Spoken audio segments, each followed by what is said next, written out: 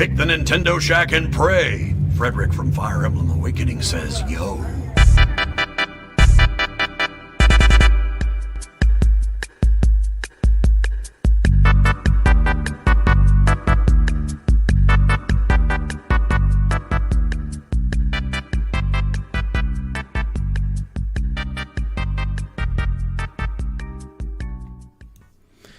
Greetings, Kooplings, and welcome back to the Nintendo Shack. My name is Donnie Reese, and tonight myself, Garrett, and Rebecca are going to chat all about the return of One Paper Mario.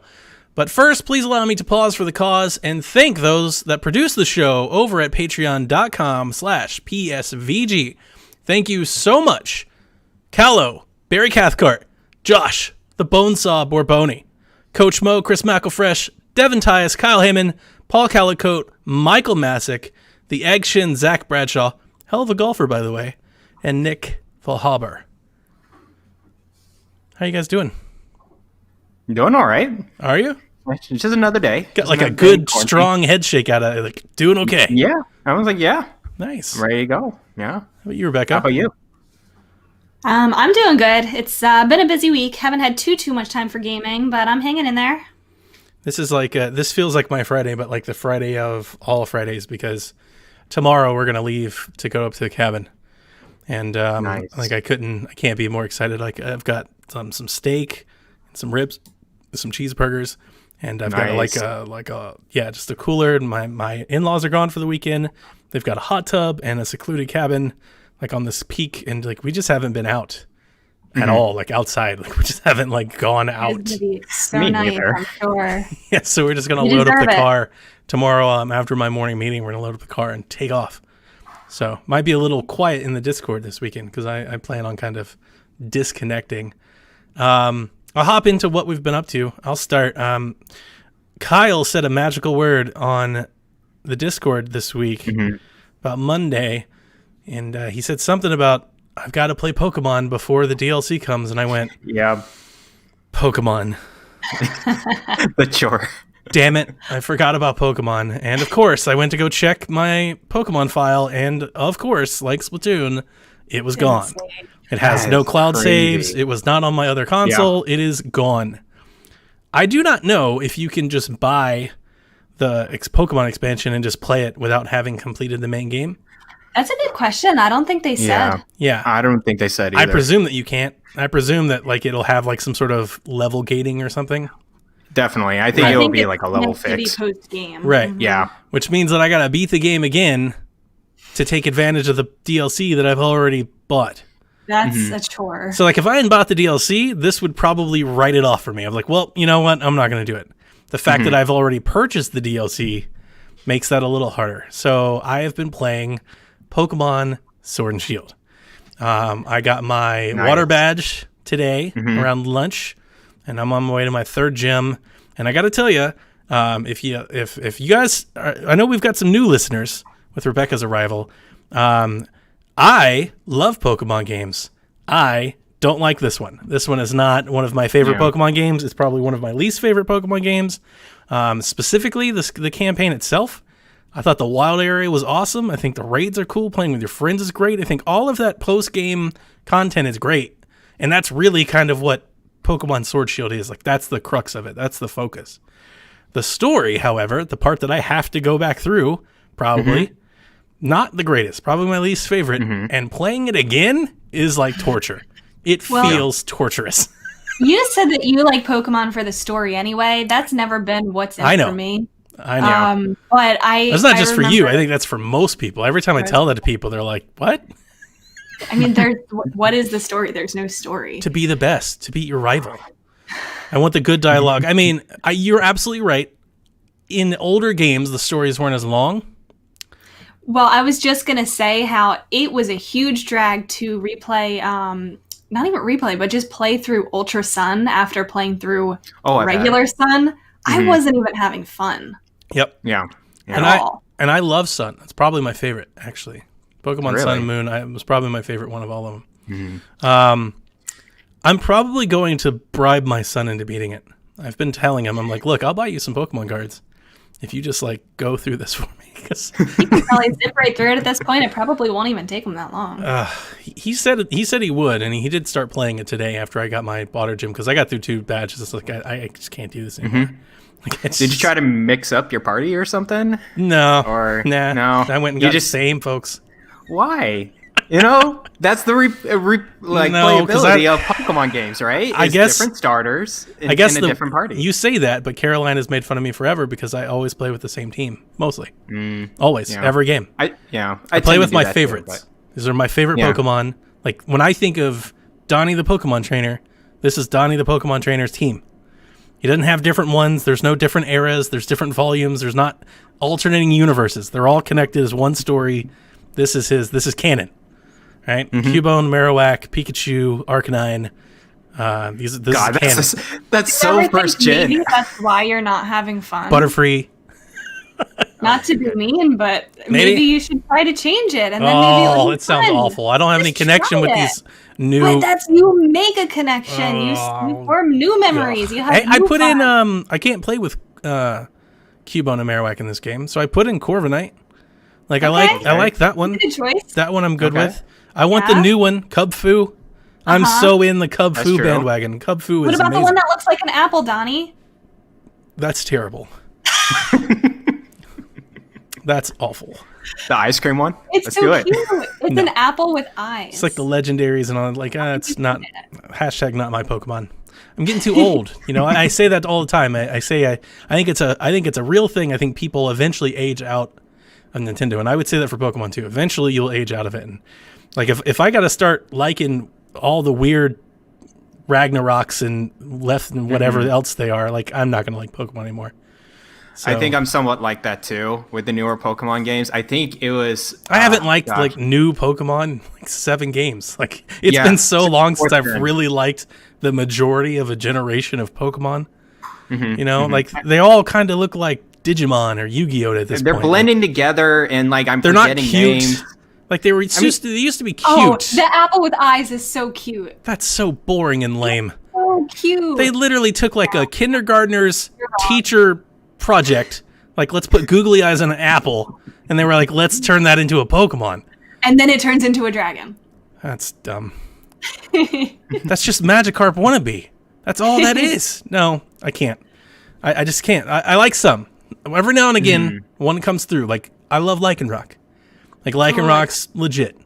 Every now and again, I'll find a favorite. I'm like, ooh, that's cool. I want one of those. Like Cub Fu. I'm all in on Cub Fu.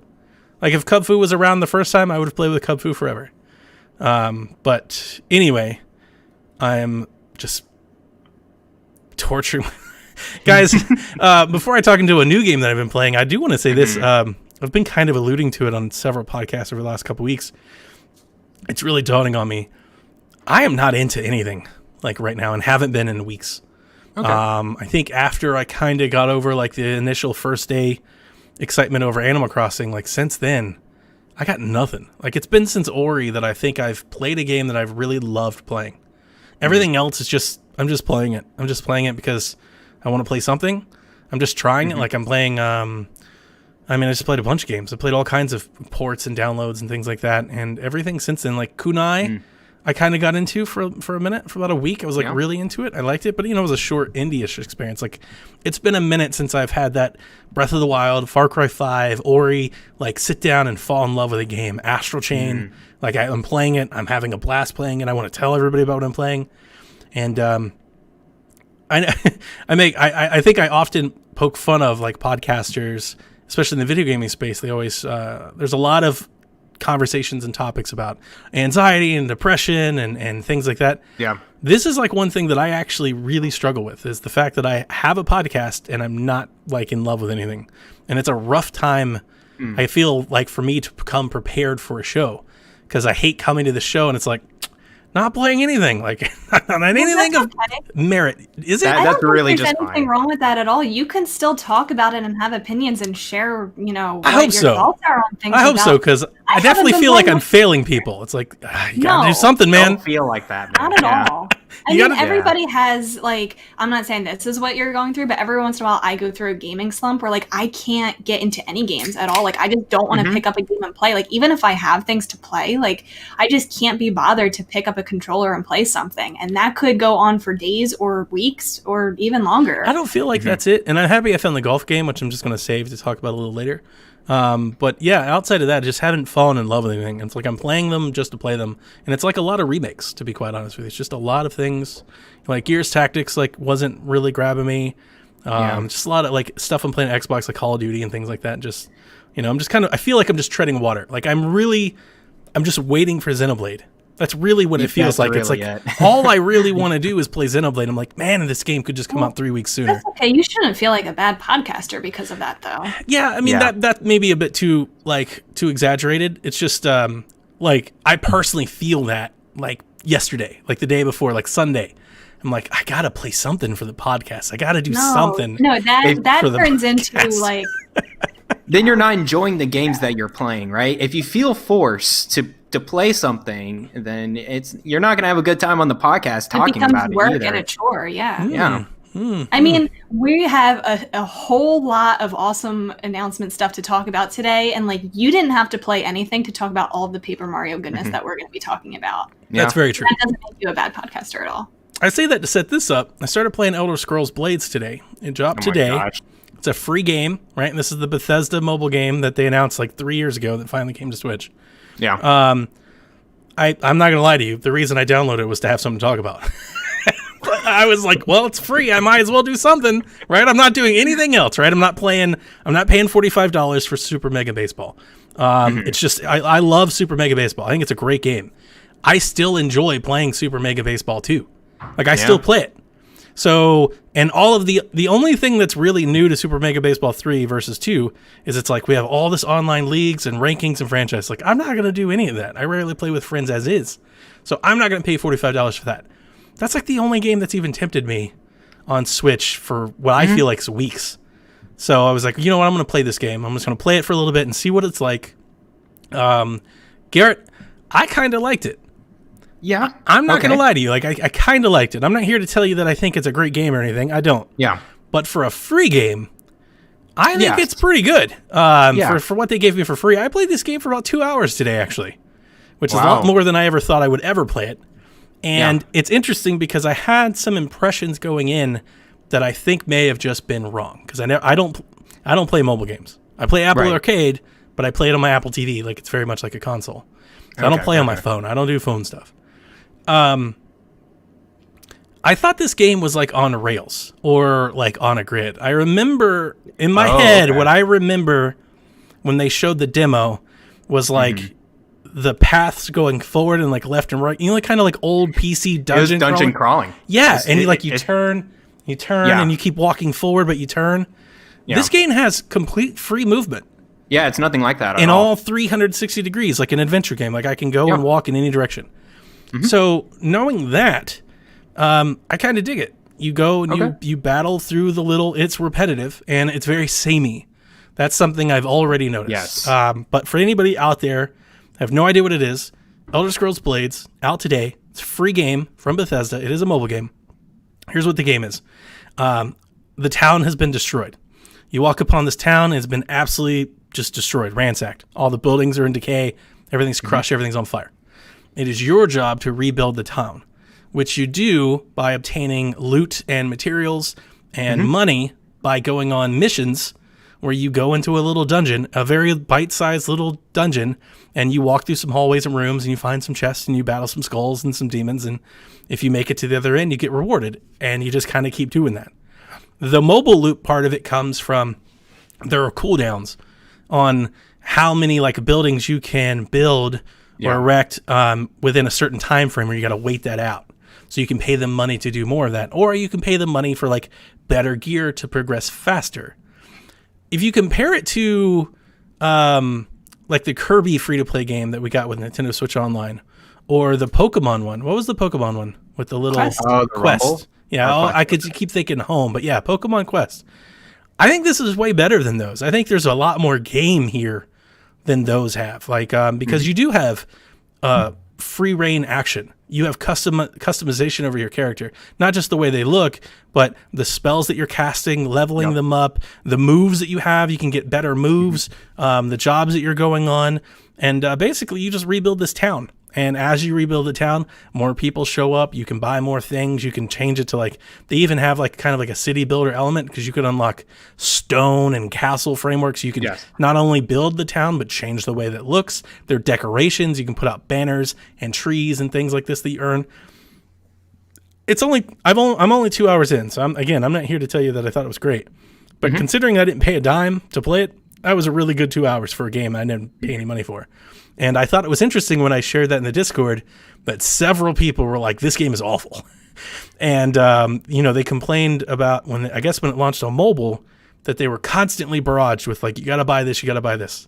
Yes. I'm here to tell you that in my 2 hours, I got hit with that twice. Okay. And I thought it was fine. I finished the mission and it was like, do you want this pack? And I was like, nope. And that was it. I also did the Abyss, which is that endless runner dungeon crawling. That's it. It's like Wind Waker when you go and do those challenges, those trials where you fight enemy after enemy after enemy, like through 50 levels. They have the same thing. It's called the Abyss that you unlock by talking to the people every so often, and it's just an endless dungeon, and level by level it gets harder and harder and harder. I was level 7 and I got to 12 before I finally died, and you earn a bunch of gold and a bunch of experience and everything for doing that. And I read online that I think there's 99 of those. So the fact that it's free and you've got even that, like that in itself by itself, that's a pretty decent experience for a free game. The fact that you've got all these jobs and missions and the town builder and everything on top of it to do as well, I think it's pretty good. And I like Skyrim, but I would never call myself an Elder Scrolls fan. Definitely not. I would never call myself a Bethesda fan. I like Skyrim a lot, and I don't do like Fallout or StarQuest or whatever the other thing is. I don't do any of those other things. It's not even out yet. Yeah, so I don't do any of those other things. So I did Oblivion on 360 for a little bit, but I got way into Skyrim, so maybe that's why I kind of like this one a little bit more. But for a free game on Switch, I mean, I tell you, I'd recommend anybody to give it a try, for sure. Don't have anything to lose. Yeah, I recommend it too, I guess, in the beginning. I think what fell for me is that when I played it on mobile is those, hey, why don't you pay this for an extra credits to get materials or whatever. But it's also to the point of, I try to play it one hand a lot because I wanted to commute with it. And so I would hold the railing on the bus while I try to play this on the phone one-handed. It's doable, but it kind of sucks. So I think it's a little bit better probably with a controller. I got controllers. I work on both sticks. I got both triggers. You get to map your spells to the left D-pad. You get to map moves to the right D-pad, or the right set of buttons. I was digging it. Yeah, that's much better. That's why I kept playing. I was like, this is pretty good. I think as any mobile game and any mobile games that come to the consoles, you get to a point where like, okay, I can't really do much more other than this very slow, like repetitive progression game loop that I don't care about. And so therefore I'm done unless I pay actual money. And I hit that point with this game. I got you. And I'm like, well, I can't really do much. I could do maybe a mission or two. Do you know how far you played before you hit that point? I wasn't sure because I always played on the bus on the commute. And I did that for a good while. Maybe I don't know, a few months. So that's what I was thinking. I was like, it's probably just because I'm so early and progressing so fast that I'm finding it more enjoyable than somebody who puts in so much time like you. But I mean, that's the same way with Quest. Yeah. Quest's the same way. Exactly. It's all these free to play games where you're going to progress a lot in the beginning and really get hooked on it. And then you're going to get to a point where it's going to be pretty slow. Yep. And you're going to have to do maybe 20 or 30 of the same missions before you can really get somewhere. My only downside is the missions. I mean, I imagine that it's procedural, but the missions, like, it's not. They take place in like the same hallway over and over and over again. Like the same rooms. Like, it took me, I went through about 5 or 6 and I was like, it's like the same thing. Like the exact same thing. Like maybe a room feels like it turned to the right instead of the left or something, but it's like the same stuff as in each one. Yeah, it's literally like 2 landscapes. It's like a forest and then like a dark dungeon atmosphere. In the game, the forest has like some light rays and stuff that at times look good, but it's not a looker. It doesn't look great. And I did experience some slowdown, especially like when I was going from a connecting hallway to like a next open space. like on that little patch, you see like it kind of stutter a little, and then it would kind of keep going, which I thought was surprising. It's a mobile game, like it should run really well on Switch, and there's a little slowdown. But again, free game. Free. I mean, it's that I bring that up often when I try to review a game. I always say that I think the price matters. I know a lot of reviewers don't. A lot of outlets don't. I think the price does. And it's really hard to just throw too many stones at something that's free. You know, it's like, well, it asked me for money. It's like, well, duh. It costs people like they don't make free games. A bad business model. Exactly. You know, Fortnite asks you for money every time you boot up too. So, I mean, I get that part of it, but I had fun. So, Garrett, what you been up to? First off, I've been getting back into Astral Chain. I actually, again, as I said last time, I played about 5 hours when I was on an international trip last fall, and I just stopped cold turkey because I was busy with some other games I even forgot. But now I'm back into it, and I really, really do enjoy it. It took a little bit to get back into the action RPG moveset. I really do enjoy this game. I think it's one of Platinum's better games. I love how the missions, they're linear and you can do some extra stuff in these missions. But at the same time, it's not overbearing, right? It's not open world. And so I can get through this game, I feel like just fine. I'm like, all right, I'm just going through the mission, carrying out with the story, and doing some extra side stuff here and there if I really want to. Yeah. Gotta get the cats. Those cats. Yeah, I'm not gonna. I can't do the collectibles, man. I miss so much stuff. And when I look at the end of the mission, it's like, you did 7 out of the 12 cases. I'm like, well, I'm not gonna go back and go those 5 cases and figure out everything. But at least there's stuff to do other than the main mission. I love the combat a lot. I think it does very well 2 things. Like, you can be really good by just mashing buttons. You can play in casual mode and you can just mash whatever you want, and you can feel really good doing it too. You could just smash the right trigger to just attack, and let your Legion, who is chained to you, attack as well. And then once you're prompted, press an A and do a finish off. It's very glamorous, very stylish, and it's very eye candy. But if you really want to do like big combos, like very complex combos, you could do that too with your Legion by pressing other than the attack button. You could dodge, and then you can switch weapons, and then you can switch Legions that have special abilities as well.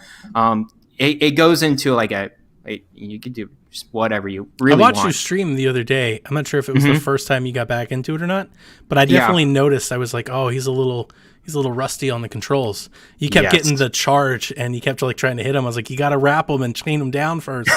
I was watching. Yeah. I mean, I 100% agree with you. I think that can probably said for any Platinum game, not like the best pick up and play game. You kind of want to stick with it because the controls get complex. That is a theme that all of their games go through. And if you put it down and you come back, you're still gonna have to get back up to speed. You have to get back on that horse, and it's gonna take a minute. Mm-hmm. And then, other than the combat, the platforming, it's fine. I think it can be a little better. It seems a little wonky. There was one, actually, the stream I was in too, where you were watching. I was trying to actually ride on the dog and through these platforms, because these platforms, fade out and you can go down. But it's very hard to turn that dog into the right way. The camera controls are sometimes a little wonky and get really weird in tight and narrow spaces. So I didn't really like the platforming that much right there. I think it got a little bit better once it opened up a bit more.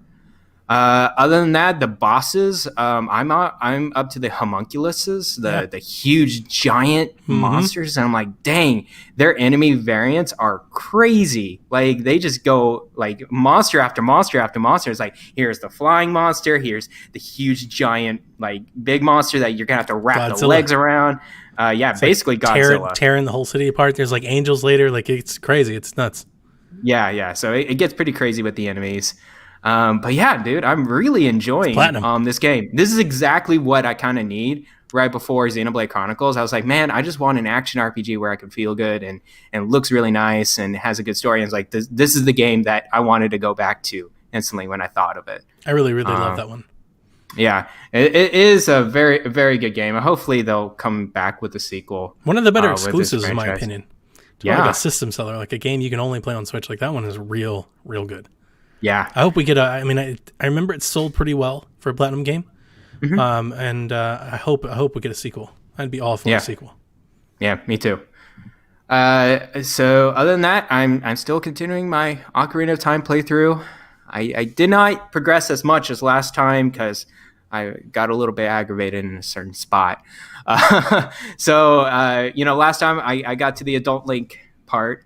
Then I got, my girl, Epona, the horse, not the boy that I threw on Twitter. I forgot all about that until this moment. Oh my gosh, Rebecca replied, I'm like, are you freaking serious right now? Got my boy Epona. That was so good. That was so good. I'm gonna bookmark that on like the Nintendo Shack page or something like that. That's real Bring it great. out. Yeah, I looked at who Epona was like originally. I'm like, oh, that's a Greek goddess or something. Like, oh, okay. I'm pretty sure Malin does say when you're befriending her, when you're young Link, she tells you, "Hey, go say hi to her, go pet her." Nah, or he's something. just just pressing AA. He's like, when can I beat up more stuff? Exactly. But it kind of took a while to figure that one out because there's certain prompts you needed to do through that to get the horse. I didn't know I had to talk. Yeah, they don't tell you. I didn't know you had to get on the horse and then talk to the guy to race. And I actually didn't look that up. I just found it out by itself. I'm like, oh, wow, okay. So I went through that race, got the horse. The hook shot, the way that I got the hook shot, I did not know what to do. So I know I had to get an item from Kakariko Village. Yeah, I remember that one being cryptic too. Yeah, there are signs that point you, like if you talk to people in the village and stuff at that time, they point you to the graveyard. But now I know you have to find a specific grave. Like they you have to do that. Yeah, but if you read. Cryptic. Isn't it in his journal? If you read the gravekeeper's journal. I read, I know I had to go to the graveyard, and I was like, wait, what do I do in the graveyard? I didn't know I can move stones, too. I gotcha. This is all stuff that we take for granted because we've known it for 20 years. That's true. It's very true. Yeah. And I looked online, I was like, hey, you can move the gravestone. I'm like, oh, okay, cool. And then I went from there, and I caught the guy and did the little race through the underground cemetery and got the hook shot. Then I was like, okay, the first temple I need to go to Saria, yeah, my favorite. No, I wanted to help her. I was like, okay, I gotta go to the forest temple. So went over there. I went through some parts of the dungeon. Actually, are you playing in 3D? I can't because I have a 2DS XL. Yeah, it's okay. You're not missing out. The forest temple is beautiful in 3D. All those fireflies and everything that are like, it's all 3D laid. It's really, it's like maybe my favorite part of the game in 3D. That and like the Zora's Domain is really, really nice looking in 3D. Don't worry. Yeah, I got to a point in that dungeon where I got pretty aggravated where I kept dying, where there's, these skeleton warriors and you're not sure when to attack them. I know they always put their shield up, but it feels pretty random when they attack, and when they're at a distance, they jump attack too, and that jump attack does a lot of damage. You gotta dodge. Z-target and dodge, man. I'm dodging as much Tuck as and I roll. can. Oh my gosh. And every time I attack, they know. They're like, okay, he's vulnerable. Let's jump and attack him now. And so I died like 4 or 5 times Whip from out that. some of those Deku seeds. Come on, man. I tried. Whatever. And then I just beat it right before we started recording. I beat the 3 skeleton warriors, got my fairy bow. So I'm at that point. Hopefully I'll continue more tonight. We'll see how it goes. But yeah, I'm enjoying it. I think you make me want to replay it kind of like these past few weeks. Yeah, every time Ocarina of Time is one of those games where anytime somebody starts talking about it, it's like, I should probably replay it. It's been, I think the last time I played it was when the 3DS version came out. It's been 2 or 3 years for me. I played it not that long ago, maybe 2 years ago, I think. I think I went through. Have you ever played the Master Quest version? I did Breath of the Wild, then Wind Waker again, then Ocarina before I did Breath of the Wild again twice. Oh wow! So it's been since then. But I did the Master Quest, yeah. I actually never did that. I might replay it and do the Master Quest version. I did that the second time, like 2 years ago. That's what I did. I did the Master Quest version. It's What's the weird. Master Quest version? Well, it's a little bit. Am I supposed to know? It's a little bit harder, but it flips. Everything is backwards. Oh, I okay. think the dungeons are a little bit harder. It is, yeah. It's a little bit harder, but really, it's the orientation that throws you off. Everything is backwards. Like it's all backwards. The map, everything is completely backwards. Like, weird. Yeah, and it really throws you off because you're like, this is over here, but it's not. It's not there. Especially if it's like wow. someone like us, where we played the regular version so many times, and you're just so used to where to go. And I mean, with both of you playing the inferior 2D version, now is a good time for you to try the 3D version of the game. Like, So I have to do buy a Master 3DS Quest. XL. You don't Is have- that what you're saying? the consoles to do it. You still have the original, don't you? Ew, it is hanging in there. Honestly, it works. Our Patreon's going to fund you a 3DS. It's so funny. Sorry, I don't interrupt you, Garrett, but like that original 3DS model, it tanked so bad when it was announced, right? When it came out, it was like such a huge flop. It was so bad. I remember buying it too. I remember looking at it, and Yeah. you guys know how much I buy things. I remember looking at that. I was like, oh, hell no. I am not buying that. Like, look at this piece of didn't get it when garbage. it first It's just came out. little I bitty got- screens, and it's like edgy design. And I was like, this is awful. What is this garbage? Yeah, And and then I got they- it. Then they did the 3DS XL, and I was like, now we're talking. And that's when I jumped in. I jumped You didn't in. have them for that? I jumped in when the 3DS XL came out with Link Between Worlds. That's when I jumped into Oh. 3DS. It was actually my first like self-bought portable. Wow. I don't have the portable legacy that a lot of folks have. Okay. I kind of dabbled with the friends. Like my aunt had a Game Boy, so I played things through that. And then I played some Game Boy games on my N64 through like the cartridge pack. But I never had most Game Boy games and Game Boy Color and Game Boy Advance and stuff like that. I just had friends that had them or played them through like GameCube. Like I was always a console player, always. I don't feel bad when I say this, but I know portable players don't like hearing it. Back then, I always thought that they were like not as good. And I think that's true. Like they are definitely not as good as portable. Like they were almost like a huge generation behind between console and portable. And I was like, why would you want to play this? It looks like an NES. Like it's awful. Because you play on the go. You can be in your car and you can play your Pokemon. But I wasn't willing to go back in time to do it. Now, when the 3DS XL came out, they started releasing like Fire Emblem Awakening. Fire Emblem Awakening is gorgeous as any console game, right? So that was like when I jumped in. Like 3DS, I was like, okay, now we're at a level where I feel like I can jump in and do this. I felt the same way when the DS was like on top of the world. It had all these little like smartphone games and you know, like I was like, that's not a real games machine. I don't want to play that. So judge me however you will, Nintendo Shack listeners. But yeah, that's my short, abridged, portable legacy. I didn't really have one until 3DS. And then 3DS is probably have the biggest library too. you know what's funny is that we get the 3DS and I fell in love with it. Not only because the Wii U tanked, but literally leading up to the Switch, we did a Nintendo Shack show like a year before NX was announced, like in the commercial. And then I was saying, I really hope it's a portable. Because I did find that love that because it's portable. Like maybe if I'd found the game that would have taught me back then, who knows what would have happened? Maybe I play portables instead of consoles, or maybe I play both like I do now. So wait, when did you get into Pokemon then? I played the original Pokemon. I played Pokemon. I played Pokemon Red. I did Heart Gold. I did XY. Pokemon Sun and Moon. I did not do Black, So White. you jumped around. And I didn't do Diamond and Crystal. Yeah, I remember you saying that now. Yep. But I played those on 64 through like the Pokemon Stadium Pass. I do remember you saying that. Oh, okay. And I was like, why would you play this on a Game Boy?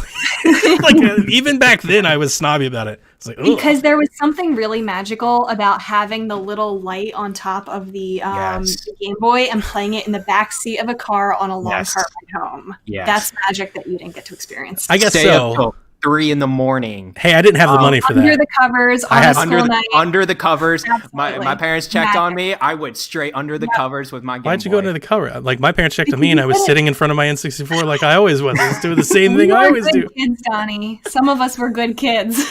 Like, wait a minute, your parents checked on you? Like, what is that? How does that work? Continue, Garrett.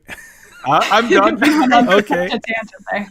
I'm pretty much done. All right. What about you, Rebecca? What you been up to? I haven't been up to anything new since last week. I'm slowly making more progress in Golf Story. And when I say slow, I mean slow. That game, if we're talking about games that don't give you direction on where to go, I've already had to look up stuff and like have people tell me Really? stuff. I mean, you play Chrono Trigger. It can't be any worse than that. You go talk to the people. Worse. Yeah. No, not worse like in bad. Like worse as in it doesn't tell you where to go. No, I'm having fun It's with very it. directionless. I'm having a lot of fun with it. But the thing is, it's like it's cryptic, and I'm not the smartest gamer. I don't know. Like I need it fed to me where to go. Apparently, I am still in the valley. Doing all of the quests, and I think I didn't realize because it has the journal that you can open up and it has all of like the little quests to do. Yep. And I didn't really take that at first as like do them in order. I thought it was kind of like all of these are just optional things you can do aside from the main quest. Yeah, no. Which is not the case. Yeah, no, not at all. It's do these in order because they lead you towards the main quest. So I was trying to do like one of the quests that it said. Right. But I couldn't even access that until I did like two of the other ones. So I think that was my mistake, that I didn't know like how the quests work. I thought they were just kind of like optional side quests. But then there's like other things that it doesn't tell you, like to feed the fish. I was walking all around trying to feed the fish. I was struggling. I remember trying to figure that out too. The little white golf balls or whatever they are, I thought they were flowers. I didn't know you could eat them. I remember that. There was another one. This was like my probably most embarrassing moment. I was live streaming Golf Story and I played it, and it's at the next area where you're like in the sky and the clouds, and you have to hit like all these golf balls into these rings at some point. And I couldn't find like the next ring. I had hit like 8 out of 9 or something, and I was like, I guess I couldn't find it. And I remember there was like a ring. I think I have to go look it up, but my memory serves. There was like a ring next to like one that had a hole, and I thought it was one I'd already hit, but the ring was still there. So I thought I had to hit it in the hole, and it was like a 205-yard shot. And I sat there for like an hour hitting it over and over, and I actually made it. I made it, and it still didn't. I was like, I don't know what to do. Turns out I was looking at the wrong circle. Circle was literally the other side of the map. I just didn't see it. Oh my gosh. And I'm on stream just hitting it over and over and over again. That's going to be me. Like, I have to look up stuff. But the really good news is Sam was watching me stream it, and he was like, oh my God, this looks so much fun. Is this game on the Switch? Can I buy it? So he bought it. Wow. So he caught up to the part where I'm at. I think he's actually a little bit ahead of me now. Those devs really need to come on our show. I've sold like 50 copies of Golf Story. For real. You just sold 2. But I think we're going to try to maybe play it, like, keep up with each other and help each other, I guess. He told me how to do the turtles because I didn't know how to do the turtles. Oh, wow. So I still boot it up occasionally, and I play with my wife or my son. We play against each other. As cryptic as it is, like that part I'm struggling a little bit with, but I am having fun with the golf aspect of it, which I wasn't sure if I would. And the writing, you're right, is really funny. It's a dry sense of humor. It's like the best. Yes. And Sports Story is going to be amazing. Like, I'm so excited for Sports Story. Right, top of the list. I think those 2 things are keeping me going with it. I can't wait. See, here's the funny part. The best of that game is still way out in front of you. No, like, I'm you're sure. just scratching the surface. I know. I'm just. It gets so much better. There's like this whole Halloween Manor thing and the rap battle, and it's so much better. Some people, I don't know. I feel a little bit guilty sometimes looking stuff up or like getting help without trying too hard. But I hear that a lot. I might have to do it for this game. I don't. Like, I'll do it. That stuff never bothers me at all. Essentially, what that always comes down to is how much time do I want to devote. And I think it usually comes down to how much do I love a game. Like with the Zelda game, I will really try to get it 1 or 2 times. If I fail 1 or 2 times, I'm totally getting a guide. So like Garrett struggling and trying to figure it out, like I would have picked up a guide a long time ago. But then there are other games where I'm like, I don't even want to think hard right now because I don't care about this game. I'm just trying to figure this out. And I will snap to a guide instantly, super fast. Yeah, I definitely do use guides when I'm stuck. I prefer when there's someone who can give me a hint. Yeah. Which is nice because I'm streaming it, so there are people who play it. Dude, I was playing the Uncharted collection, and I think it's Uncharted 3. Has like that tile puzzle where you got to like move all the. I remember and I was that. like, I hate That was this. a pain. Somebody tell me how to do this. I tried it for maybe 5 seconds, and I was like, nope. This requires too much thought, and nope, I don't want to do this. And it's not because I can. It's just like it's not why I play video games, right? Or- I play video games to relax. I don't want to sit here and Yeah. like struggle and feel like I'm taking a test. Agreed. Yep. The only other thing I've been playing is Animal Crossing. I'm seeing a lot of people getting burnt out by it. I'm Really? not. I hit the 200-hour mark. It's a little early to be burnt out on it, isn't it? Because I think some people are at the 400-hour mark. Ah, Goodness I gotcha. gracious. I hit the 200 this past week. I redid my entire entrance. I'm finding little projects to work on, and I'm still having fun with it. Hmm. Is it just redoing a lot of your island? Is that what you're kind of doing in Animal Crossing now? So there's definitely parts of my island that I haven't worked on at all. Like I still have like uncharted territory on my island that I'm still working on. But then there's like little things that like once I get new items for it, I'll like think of a new idea and want to redo the idea and like make something new with it. It was one of my villagers' birthdays today, so I got to have a little. Is there birthday. is there an event coming up or anything? Is there something players can look forward to? Is it the May Day parade right now? Already the May Day. All right. I know the wedding season is coming up. Ah, that'll be I think. something. My wife screwed up the May Day thing.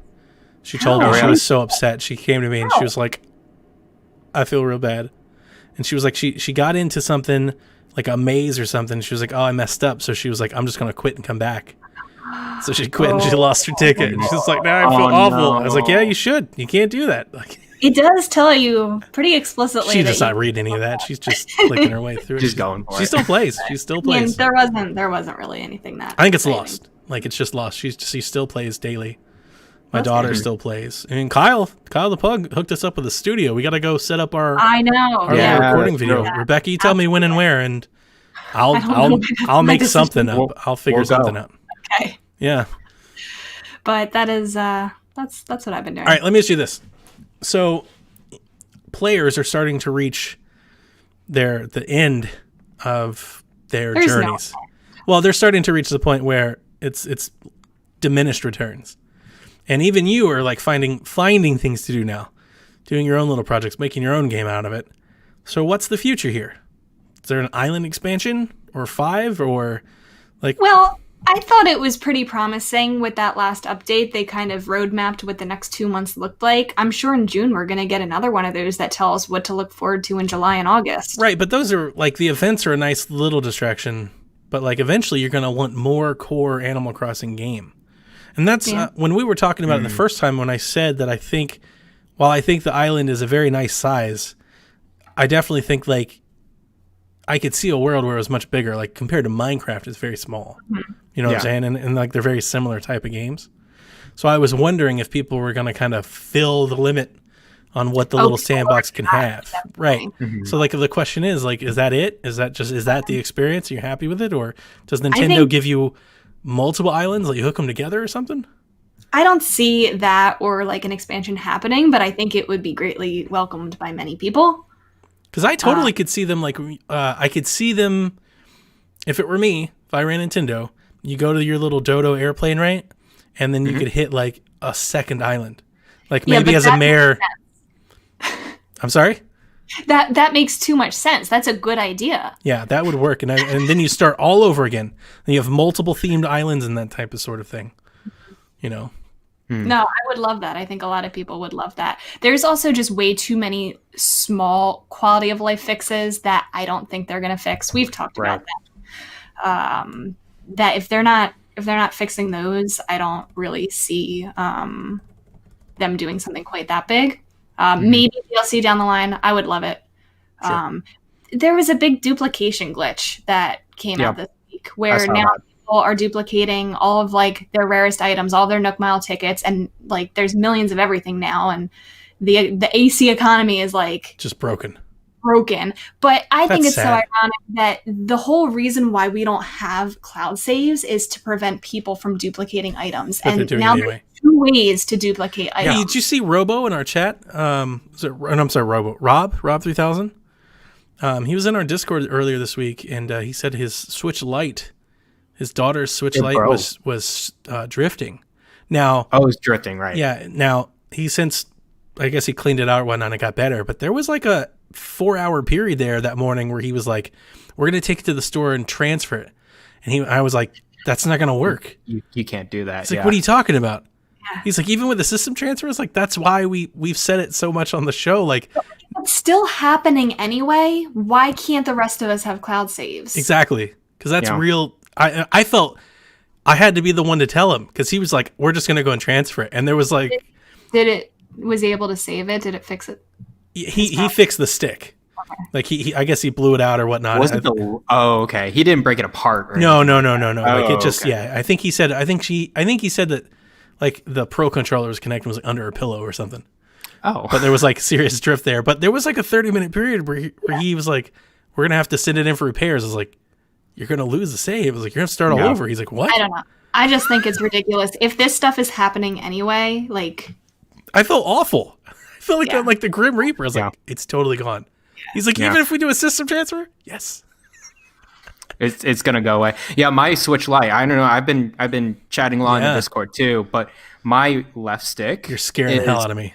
It's messing up a little. Now, my girlfriend doesn't mind it. Like, she's like, yeah, I'm still moving around just fine in Animal Crossing, but I'm like, I cannall play a game. Have you cleaned it? It's inevitable. Like, it'll happen. Have you cleaned it, though? It's not a cleaning thing. No, hang on a second. Okay. All right. So we just talked about this a lot when all of the drift stuff were happening. There are things you can do that a lot of people have a lot of success with without cracking it open. Okay. All right. You get the it's like WD-40 like electromagnetic spray. I've got some. I can send you a picture of it. You kind of pull the stick to one side, kind of spray it in there, and like wiggle it around a lot. Because what is most often happening with stick drift is it's a wearable part. It's like on a plastic roller, right? And debris gets in there, and that's it. It's not the stick. If you just get the debris out of the way, it'll be like new. It'll play again. Yeah. That happens. 90% of the people when they do that, it starts working again. Okay. And you might have to do it again down the line. Yeah, you may have to do it more than once, and it sucks. It does suck. You have to do it. I don't want to regurgitate, stick drift and all that, but I know a lot of people. I saw Kotaku wrote or like it's still going around, and it does suck that people have to do it. But that part, at least cleaning it, can fix it a lot of the time. And then at least on the regular Joy-Cons, I can't speak to the Lite. I've never popped one of those open. On the regular Joy-Cons, the swap on them really not difficult. I think anybody with, capable hands, like if you can build a model airplane, you can swap a joystick. Like it's not that difficult. His Pro controller shell, he can do it. Yeah. Like now, you can totally swap it. I watched a video of someone breaking down a Switch Lite, and for the left stick, you can get behind it. You can break it apart and get behind the left joystick because it's not behind the motherboard. Nice. And it's an extra part there, and it's doable. And then when the guy was saying, now if you want to get to the right stick, it's a pain. I don't recommend it. Which one is yours? Mine's the left stick. Oh, so okay. It's pretty lucky like that. The problem is I've also accidentally dropped it in the beginning of my purchase. So it might have some rattling in there already. Well, that's what's wrong with it. You broke it. Well, we'll see. I don't tell them that. Or get a replacement. I mean, yeah, probably. And it sucks that you may lose some sort of progress, but that's what I told you when you first set it up. Is like you got to get it in as soon as possible. Yeah. Well, they're closed right now. I know. So I know. I can't do anything about it right now. Keep the receipt. Yeah, it's somewhere. I think. Find the receipt because that's going to save you. You better find the receipt. So, that's good. Because that's the first thing when they open this up. You know what that's going to happen. They're going to have a flood of people that have been trying to get Joy-Con repairs and stuff, and you better have a receipt to show them. But it sucks, man. Sorry. We'll get it figured out. Rebecca, anything else? Let's talk Paper Mario. Oh, the news of the week. Paper Mario Origami King announced today, Tiger King, and launches on Nintendo Switch on July 17th. Mario faces one of his most thrilling challenges yet in Paper Mario the Origami King when the dangerous King Ollie unleashes his plan to fold the entire world. Just when matters couldn't get worse, he's bound Princess Peach's castle in a giant colored streamers and transported it to a distant mountain. He's even transformed Bowser's minions into folded soldiers and enlisted them into his treacherous cause. The game features a brand new ring-based battle system that lets you flex your puzzle-solving skills and to line up scattered enemies to maximize damage. Mario also has 1,000 fold arms. Yep, just like Arms the game. That's what I thought of. That is the new key mechanic that you can use to solve puzzle, unlock new locations, find secrets, and partners are back as well. Now, we have a lot of questions. I'm going to let Rebecca read to you, but I want to get your guys' first thoughts. My first thoughts with the partners on the trailer, I saw the partners and I was like, that's cool. We have a party again. I didn't see them in battle. No. Did you see them in battle? No? I did not see them in battle. Right. So that makes me wonder if partners are just going to be like companions that you find to do like random encounter battles or like overworld battles. And then maybe to like explore, to like gain new abilities as you're, unlocking new towns and stuff. I think this game looks great, and I think it's cool that they stealth dropped it and they announced it didn't get leaked. I mean, outside the fact that we've been expecting an announcement already, but like nobody, said any details about it, like real leak. And I think it looks fantastic. It's very clean, colorful picture, just like Color Splash, like Yoshi. Like it has all that kind of stuff to it as you would expect it to be.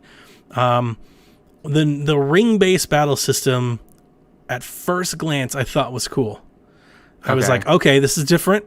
I probably prefer this more than cards and colors. Okay, I'm on board. The question that I have that I haven't found any answers to, because I think a lot of people have been looking for it and there's just not a lot of details of how it works, is it the same arena every time? Like, is it like a Pokemon where every time you go into a battle, you get like transported to this arena to do the battle? Or was that battle specific to that area and other battles will feature different rings with more variety, different things? That's what I was kind of wondering. Like, are there different elements to different rings? I'm sorry? I would think the second one that you just said. That I would hope. We would hope so. I would hope, but there's just no details. It was a brand new mechanic that I've never seen in a game before with very little detail about the mechanic. I was like, wait a minute, I have all kinds of questions. But I did see there looked like to be like a timer in that thing. So I like that. I think that's fun because it's going to add some stress to it, and it's more of like an action. Even if you're not like performing punches, it's more of an action-based combat system, and that's more for me. I would much rather that than more of like the Pokemon style or the Color Splash, which I love Color Splash. Like the way the game looks, the writing was fantastic, the battling was awful, and I never want to do that again. So that one did not stick with me as well. So my overall thoughts is I'm positive on it. It comes out soon, just a few weeks. That's crazy. I heard it already went gold. Wow. That is crazy. Yeah, that's a lot of fun. A huge secret that none of us knew. Which I honestly, why didn't Paper Mario ever come up in our conversations of what might come out this year? Like, it seems so obvious. It was in that original leak, so I was expecting it. But I mean, personally, I can't ever say that I love Thousand Year Door like a lot of people. Outside of that, I don't have a whole lot of love for the Paper Mario series. So I think that's the general feeling for most people. Yeah, so it's not something I typically like look forward to. I'm not going to if you're like, hey, Donnie, what are your predictions for this year? Probably not going to say Paper Mario. Yeah. Right. Yeah. I'm not a very good Nintendo fan. I've never played a Paper Mario game. It's okay. But I do have Thousand Year Door that I've always said every single year. I said, this is the year I'm going to play it. It still holds up. It's still really good. It's so pretty. I guess I never played it when I got it, like when it first came out, when I was pretty young. I didn't really understand the mechanics and how to play. I didn't really ever play too many RPGs. So the fact that it was like an RPG combined with, I was never a big Mario fan to begin with, is probably the reason why I never stuck with it and played it. You're probably like more ready for it now. You probably take to it a little bit more. I think so. And like, I do want to still play Thousand Year Door. I might end up getting this game because of just, what else am I looking forward to this year? Like, this is the only thing on my plate right now to look forward to. But I think all things considered, I think it looks good. I don't have anything to compare it to because I haven't played Paper Mario. I don't know what. I played Thousand Year Door, Super Paper Mario, Sticker Star, Color Splash. So I've played a few of them. And I've always heard, that Thousand Year Door is the best game and that the other ones haven't lived up to it, but I don't know why that is. Like, best what story. Was it about the other games? Still like playing it. Well, Sticker Star is gimmicky. It was the story, not the mechanics. Well, Thousand Year Doors, like the story, and at the time Like for me, it was like brand new. Felt like really new and refreshing. Like so because I didn't do Paper Mario on 64, right? I didn't do that one, but I did Super Paper Mario on Wii. Nick, fact check me. I think that's it. I like that one. I don't think a lot of people do. I don't think that one's kind of mixed, but I like that one. But I really liked Wii. I was thinking it was way more into Wii games than I think a lot of people were. Sticker Star I liked, but most people hate it. Now I wouldn't go to bat for it. I think like a lot of games on 3DS, I think Sticker Star is kind of in that filler B tier release. Yeah. That's what I'm going to say that. It's like a Yoshi, like a Kirby. There was Sticker Star. I played Sticker Star way more than I played Color Splash. So I can at least say that. I liked Sticker Star, I think, more than I like Color Splash. Even though Color Splash, the writing in Color Splash is really, really good. And the engine is beautiful. It is probably the prettiest game on Wii U by a long shot. I mean, it is a really good looking game. And by all accounts, what we saw in this trailer looks a lot like that. So I imagine on Switch, it's going to be a real looker for a lot of people. Mm-hmm. Can I just jump into the questions? Because I think we have a really good mix of questions for our thoughts. Laura wants to know, how do you feel about the new combat system so far? So we did see the ring. We touched a little bit on that. What other thoughts do you have about it? I have no idea, to be honest with you. I just saw it for 2 seconons? And we just saw one turn and then an attack. And I'm like, you wanted turn-based mechanics. You got it. You turn. There's a timer. I think it looks puzzly. There's a freaking timer, okay? It looks more puzzly than it is. Than, yes. I still expect it to have action elements. Like once you line up your attack, you'll still do your quick time event, rhythm-based attacks. I expect that to be in there. So it might be fun. It might be tense. You might get hit with something that's like, hey, figure this out real quick. And you're like, oh, left, right, go. That's what I'm kind of thinking. I kind of took it as with the lining the enemies up with the ring, you can maybe attack 1 or 2 enemies if they're lined up, but if you are able to line them up in a longer row, it's going to deal more damage. Your attack will go further if you can get them in a row. Yeah. And I was wondering, do you have limited amounts of rotations? Do you spend them, or can you rotate based on an asset, like a resource, like a coin or a collectible or something? Do you earn spins? It's I got 18 spins in my inventory, so I'm gonna turn this left or right and then go. Yeah, that's interesting. Or if you can just leave it as it is, you just fight head on. I noticed there's just one color of the enemies. It was red. I wonder if you had to do some matching color type of deals where you can't mix the colors in a row too. That could be good. And if the timer runs out, if you don't beat it by then, you just lose. Try it again. It'd be fun. Actually, I'm trying. I try to go into things with an open mind. So I think, and like I said, I think this was way better than the cards. The cards actually wasn't bad. I'm not opposed to the cards. The problem with the cards is you then had to color them, and it just felt I know Kevin liked it, so I'm trying to say this without waking up to Kevin's comments tomorrow, but the coloring part felt weird because I didn't need it a whole lot, and maybe it's just I didn't play it long enough. But I played it for I played Color Splash maybe 3 hours. Let's say that. I don't even know how. I think that might have been 3 to 5 hours. I never needed it. Rarely did I need it. The color only charged up the cards, but at least in the early parts of the game, the cards by themselves were more than enough. It's a pretty easy game. At least the part I played, I didn't need to color it. So once I realized I didn't need to color it, I stopped. So then I was like, well, what's the point? It was more unnecessary than bad, I guess is the kind of the way I put it. It felt more padded than good. It was this is just here to make it take longer. It's not necessarily good. That's it. It's not necessarily that it's bad. It's just that it didn't do much. Just there. Where this feels like it adds something. It's going to make the combat more hectic. It's going to make you think faster. It's going to bring more tension. That has merit to me versus just you just get to color cards and it's fun. Still going to wait and see what the actual combat system is. I hope they show off more videos explaining what the combat system really is like and the details of it. Just looking at this video, it's a very nice presentation.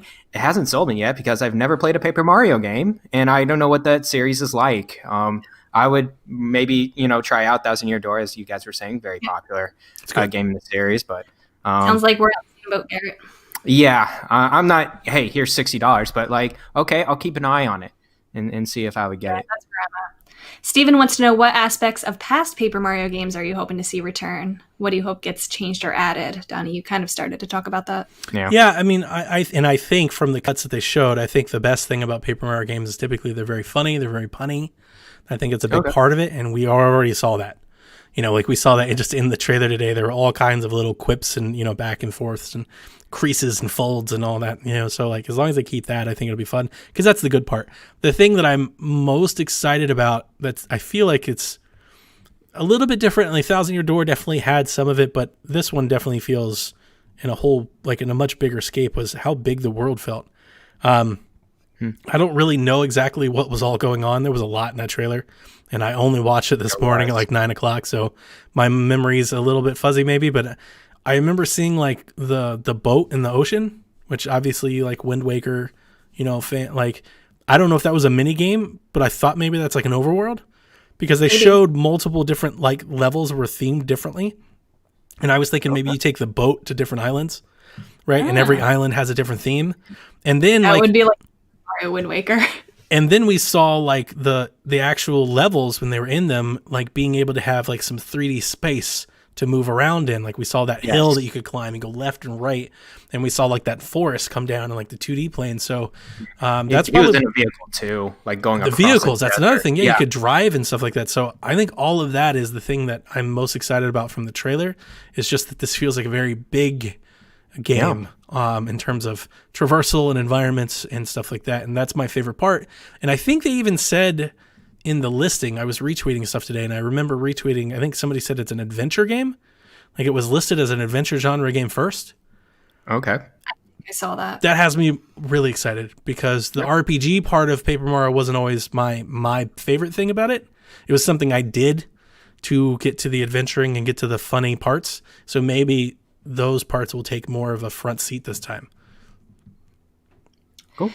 Kyle wants to know, he's never played a Paper Mario game. Should he make an attempt to buy this game despite not knowing anything about the series? It's real hard to ask somebody to buy a game. Kyle, if you're looking to play something next month, or it was July, and that month after, if you're looking to play something in July and you don't have anything, then I think this will be a really good opportunity to give Paper Mario a chance. Yeah, it's not like it's a story that follows a series that he can't, like, that he has to play the other ones before this, right? Mm-hmm. Yeah. Wait for reviews, wait for impressions. Like, we just have a trailer and a presentation of what the world looks like and a little bit of the combat. Yeah, just wait it out, see how the reviews look too. I mean, you don't have to pre-order it. You could just buy it a little bit later on. I plan on buying it at Walmart. I said that today in the Discord. Walmart, all their games that they release physically, you get $10 off. Like they all sell for $50. So that's the best savings. And I buy most first-party Nintendo games physical. So I'm just going to walk over to Walmart the day that it's out and get it. But I'm definitely getting it. This is a day one purchase for me. Is shipping free with Walmart? If you spend over $35, I think it is. Oh, okay. So that would count. I'll take a look at that. I know Amazon. You know does what? that. But the discount I think is only in store. Oh, okay. Yeah. Well, I don't have a Walmart like within my city limits, so I got you. Never mind. Kyle also wants to know, do you think we'll see a demo for the game ahead of launch? Yes, because of the new battle system.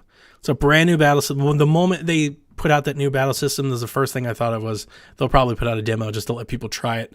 Like you guys, let people try it before they jump into it. It seems like the kind of game that would get a demo. Yeah. Mike says there seemed to be a Metroid trailer or teaser at the end of the trailer. We saw the Samus helmet. Is Nintendo trolling, or is there something to this? I don't know what you saw, but I saw Donkey Kong instead. Donkey Kong was there too. Yeah. Yeah. All right. So I want to say it definitely means something, but we've seen them do E3s and stuff where they openly acknowledge Mother and stuff like that, and it's complete troll, right? So I don't know, like sometimes Nintendo just likes trolling people. I think it probably means something, and I think the rumors are true of a Prime Trilogy remaster probably coming to Switch. So I'm just going to go out on a limb and say that I'll believe it, and I believe they were hinting at something coming down the road. No. I think that it was a little Easter egg reminder. Hey guys, Metroid still exists. It's still something that is being worked on. Well, it was hilarious because they were like, you don't see that every day. Yeah, I was like, oh, here's a Metroid helmet at the end. I was like, okay, really, on a Paper Mario game that's just randomly dropped out, and we're anticipating Metroid Prime. I mean, I'm still in the camp of, yeah, we'll probably see the trilogy someday. We'll probably see 2D on the Switch someday. Yeah. But I don't think it was a, hey, this is a precursor to an announcement or anything. Right. I don't know. Okay. Sean says, with the announcement of Paper Mario this morning, does that pretty much confirm the other Mario game rumors to be true? They're true, right, guys? Yes. No. Yes, they're true. They're 100% true, Sean. I told you this. I done told you this. VentureBeat posted today to remind everybody that, hey, this was the game they were talking about in their original leak. This was the Paper Mario game they were referring to. And that the Mario remasters and Pikmin 3 Deluxe are on the way. And they said Pikmin 3 is soon. Really? Pikmin 3, I can believe. You think that they're putting out Paper Mario, Mario 64, Mario 3D World, Mario Sunshine, all in a calendar year. Yeah. Well, the Paper Mario is kind of really different than the Mario. It's is very different, different. but it's And the still other Mario ones are a collection. They're a collection of ports. Why Yeah. would they want all of that on the shelf at the same time? Because it's Mario. People are going to buy all it. gonna sell. It's the most It's recognizable character in the world.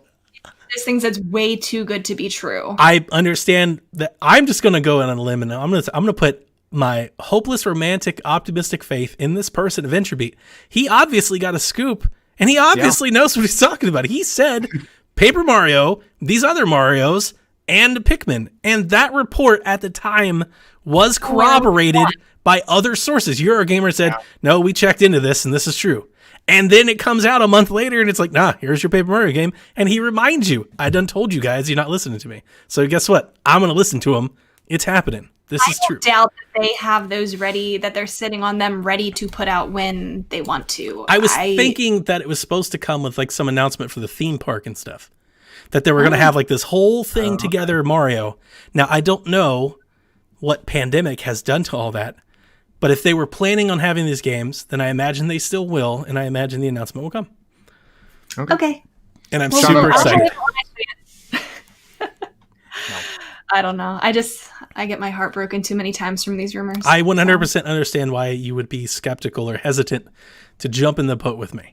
I will be the first to admit when I'm wrong. There's plenty of room on the boat when you get all the evidence and proof you need. Like the boat, I'm not going to close the boat off to you.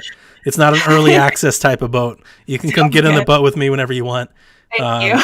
But I can't wait to play Mario 64 again, guys. Like it's such a huge dose of nostalgia and joy to think of playing Sunshine and 64 again in beautiful graphics. Like I couldn't be more excited. And Galaxy, Galaxy I think is a little. Galaxy's really, really good. Like one of the best Mario games. Like Galaxy's an amazing game. It's just it's so new. I don't feel like that yearning for it like I do the old ones. But I'll play all three of those. Donnie, what if it doesn't happen this year? It will. What would you do? What else? But here's the thing: if it's not, if not that, what else? I don't know. What else? They got a Donkey Kong game or something? Like what else are they gonna do? Let's go Johto. Here's paper crafted Yoshi 3 or whatever. Come on. Yeah, whatever the heck they want. Nah, it's Mario. I told you last year this was a Mario year. It's Mario. It's got to be Mario. Okay. Zelda Gofreld wants to know, what do you like better, Nintendo just dropping a huge announcement out of the blue like Paper Mario today, or the announcement of a direct in advance? Yeah, I'm going to answer this, but before I do want to also tell you this. When you tell me it's not going to happen, if it wasn't happening, if it wasn't even possible or in the works, I think Nintendo would have stopped this rumor by now.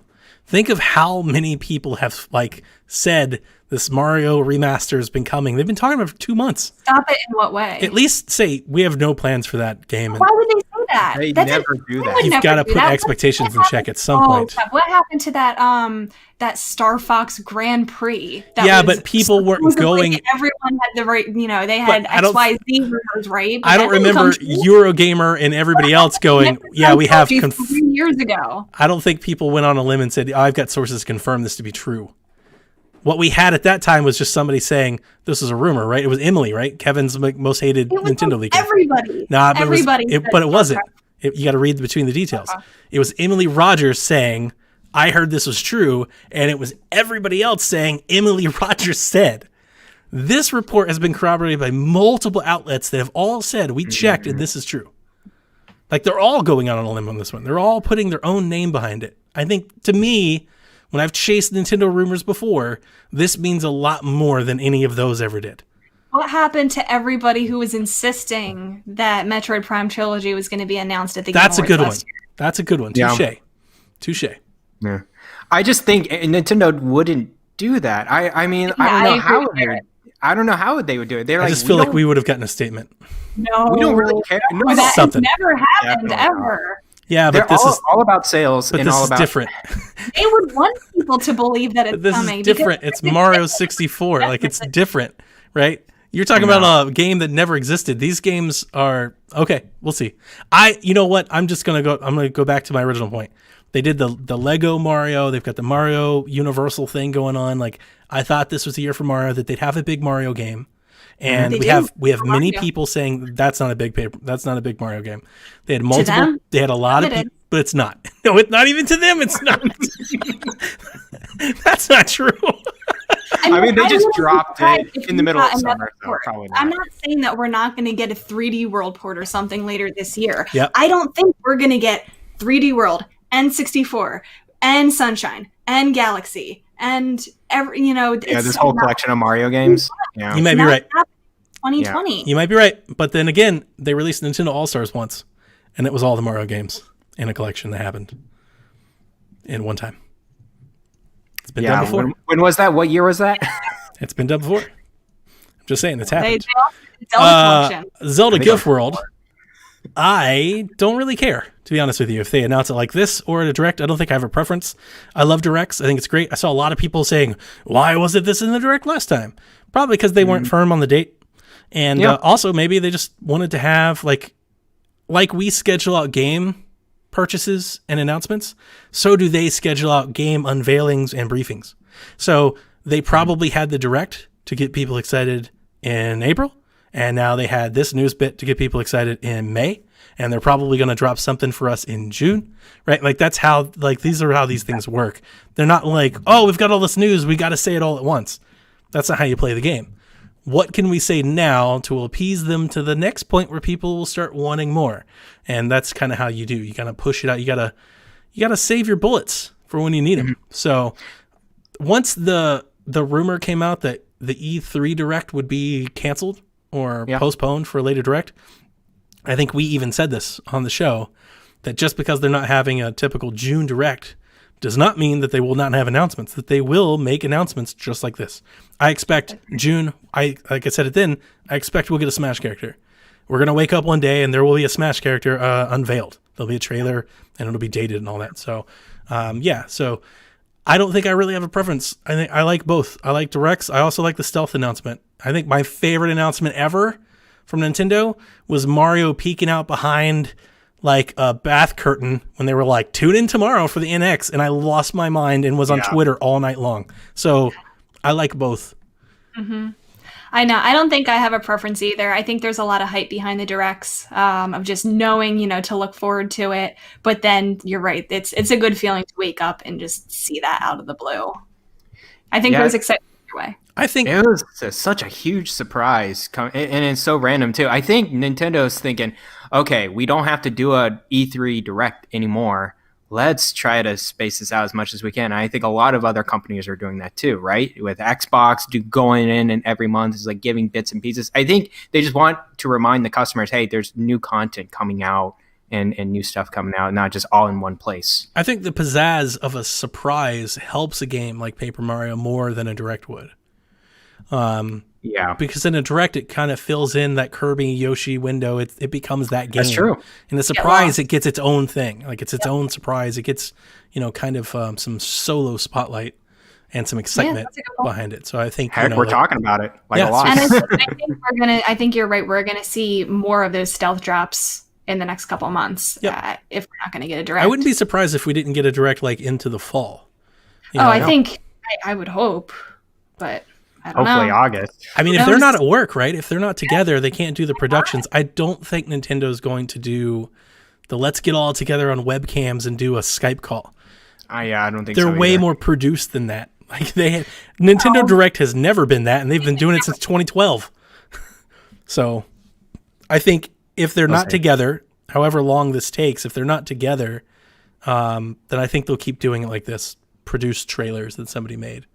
Mm-hmm. I do think it's interesting, though, that they're not taking part in like IGN Games summer thing or Summer Game Fest or Jam, or there are all these digital collaborations that are happening, and nobody is saying we've got Nintendo.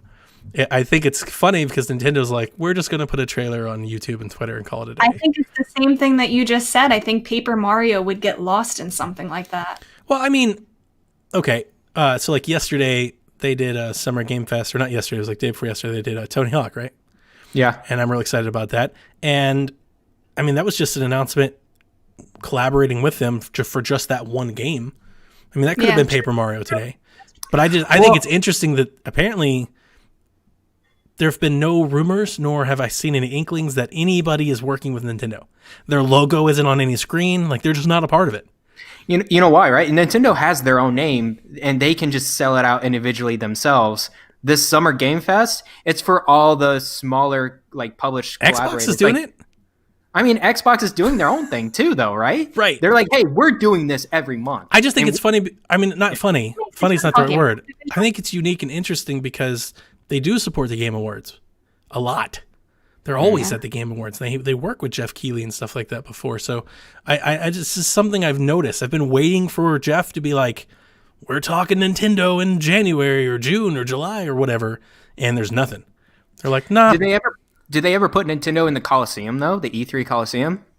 Because they always did Nintendo Treehouse. They always did their self-contained digital event. So I just think they're just transferring it over. They're just doing their own thing now.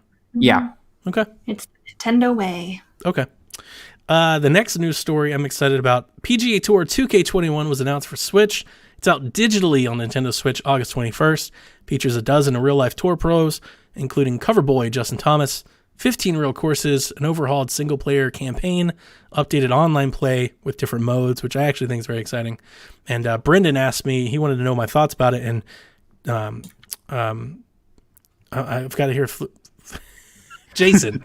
I'm looking at Fluxay because I wrote Fluxay, and I'm trying to think Jason, and for whatever reason, I keep thinking Lucas. I honestly just almost said Flucus.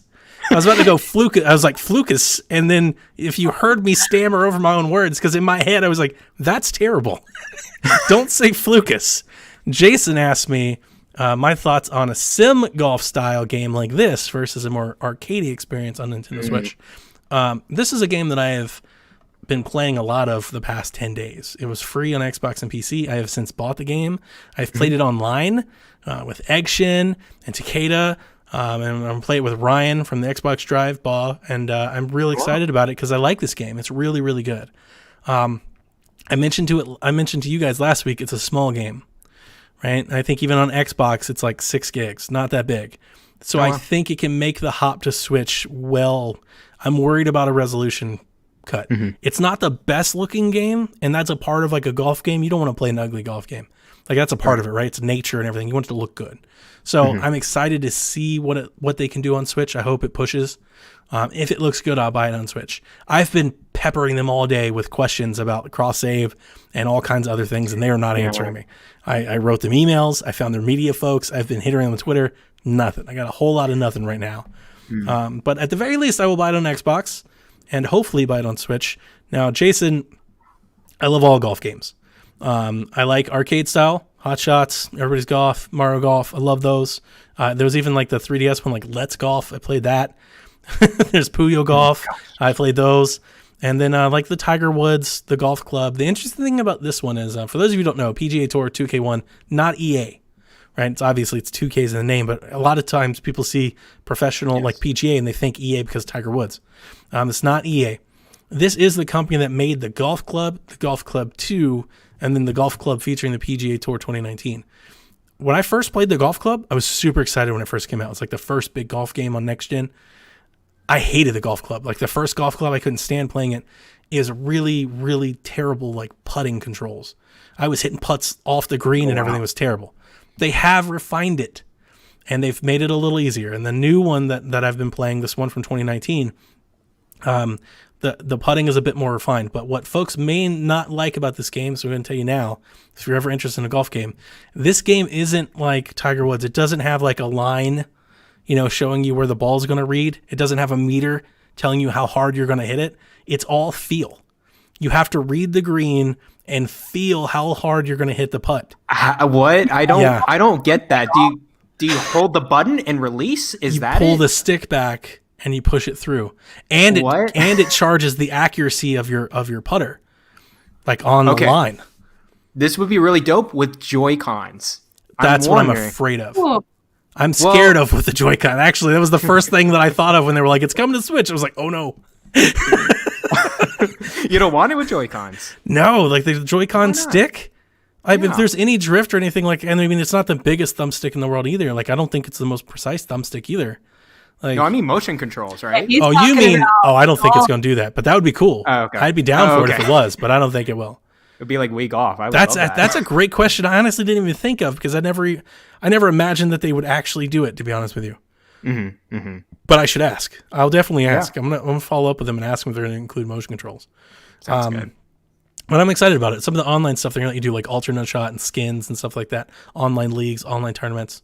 So I'm definitely going to get it, and hopefully I get it on Switch. Hopefully it's good. They didn't announce anything about Switch. They didn't show screenshots of Switch. They didn't say Switch. They basically just put Switch logo on it, and they're like, it's coming to Switch. Mm-hmm. And the only thing we know is it's digital only.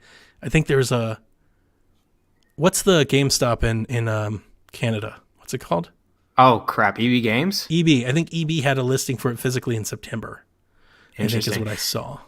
Is it someone else porting it, or are they porting it themselves? I think it's them. I think they're doing it. Okay. We'll see how it goes then. Because I normally see people that are smaller company that do in-house Switch ports, not the best optimization. And I've seen some of that with some PC games.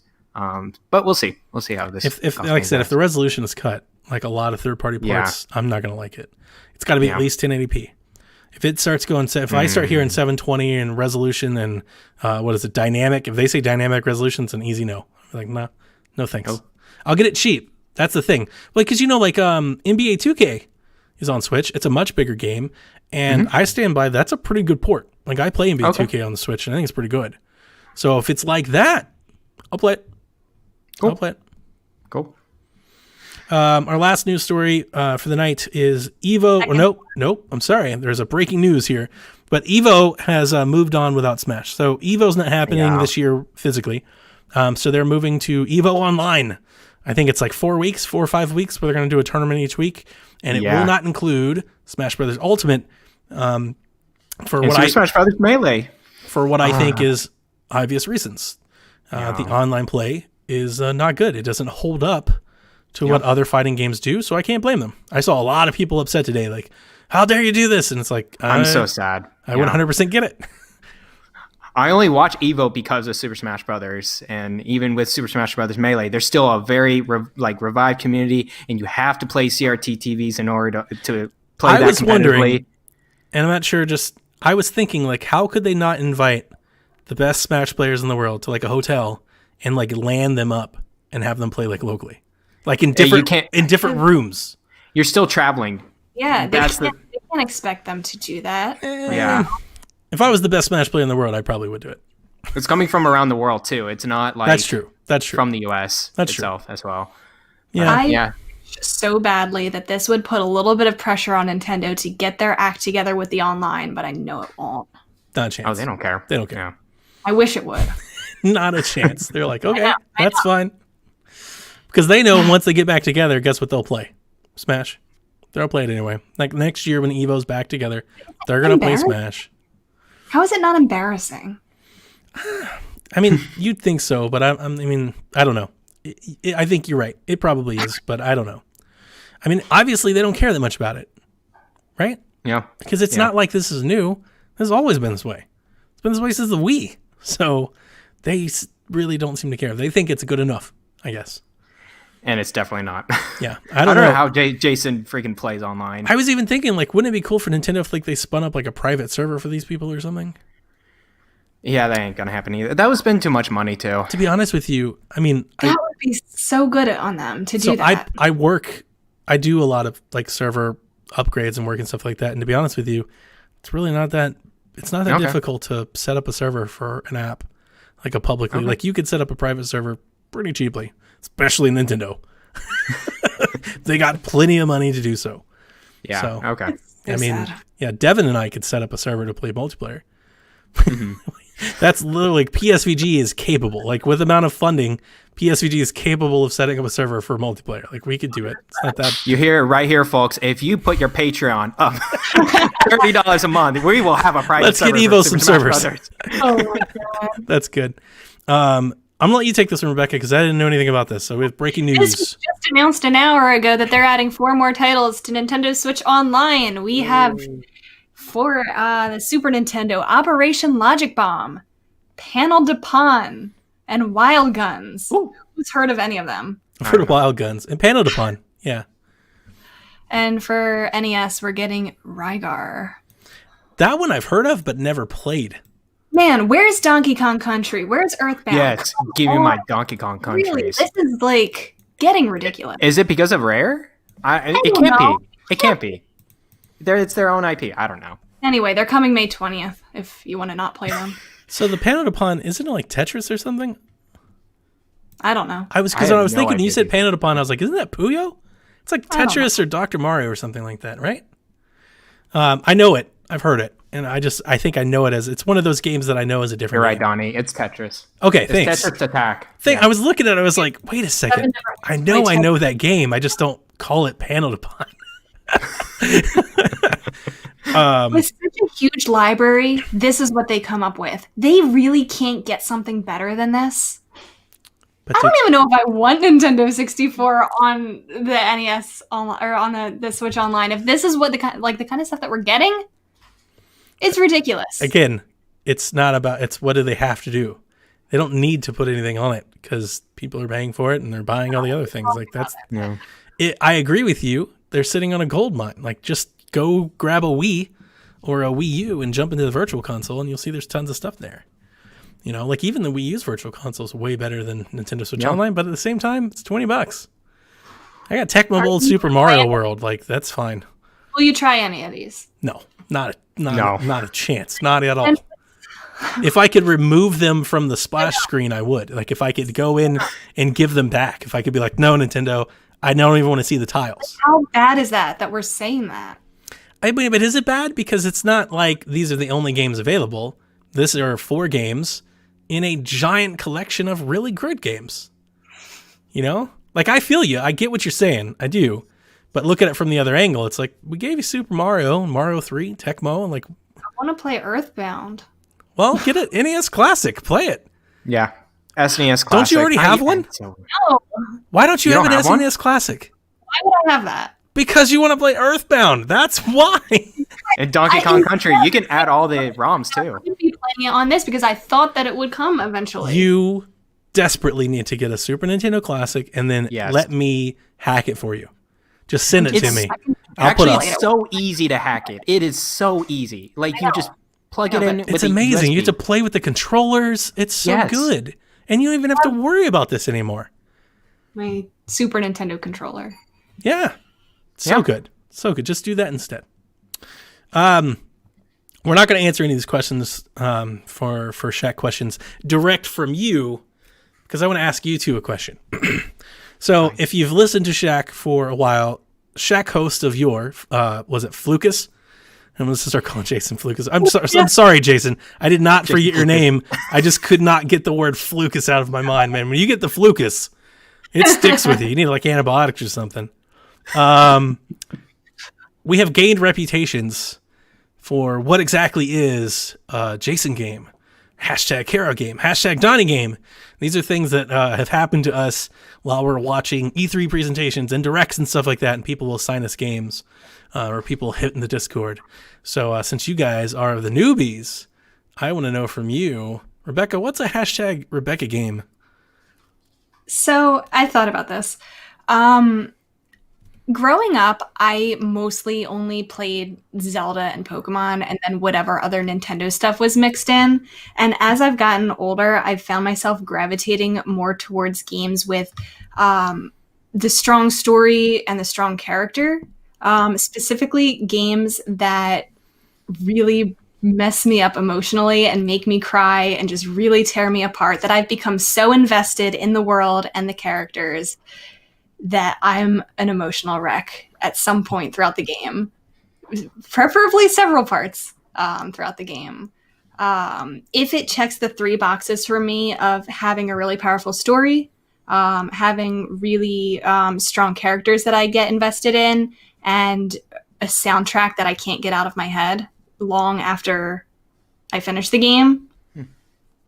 Those 3 things usually are like what make up. And I know that's like really broad, but like I'm talking games that like really rip me up emotionally, like Life is Strange, Undertale, those types of games where I get so invested in the world and the characters. That's a Rebecca game. Have you played Gone Home? I haven't played Gone Home. Or Edith Finch? That's a good one. I have that game, but I haven't played it yet. Or The Walking Dead Season 1? Or The Walking Dead in general, yeah. I haven't played that. I know there's a lot of them that I still need to go do. There's a lot of them. I've recently played To the Moon, games like Oxenfree. Yes. There's a bunch of them. Honestly, The Walking Dead Season 1, I used to say the same thing to Caroline, but because how much you like Life is Strange, you really need to give that one a chance. It's on Switch. And I think I know a lot of like what happens in that one already, but I think I would still enjoy it. Oh, it's fantastic. That's cool. I like that. What about you, Garrett? Yeah. Okay. When we did this, actually, I thought we were guessing each other's games. Oh, sorry. So I was thinking about Rebecca's game, but that's okay. I can try to explain what my type of game is. And so earlier on, right, I've been a huge turn-based, just Pokemon fan, not really huge into JRPGs, but Pokemon itself. And then now I feel like I just like so many games too. I love the story-driven narratives when I'm in the mood for it.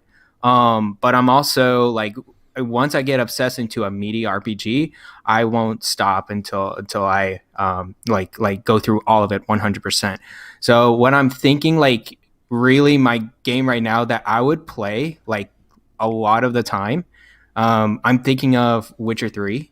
I'm thinking Borderlands 2. I'm thinking of games that has this kind of gameplay loop system. I love looting a lot. I like seeing stats.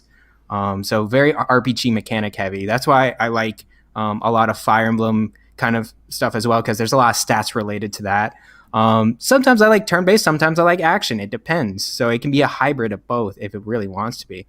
But I like progressing. I like having my own character, progressing. It doesn't matter if it's my specific character or a character that's set in the story.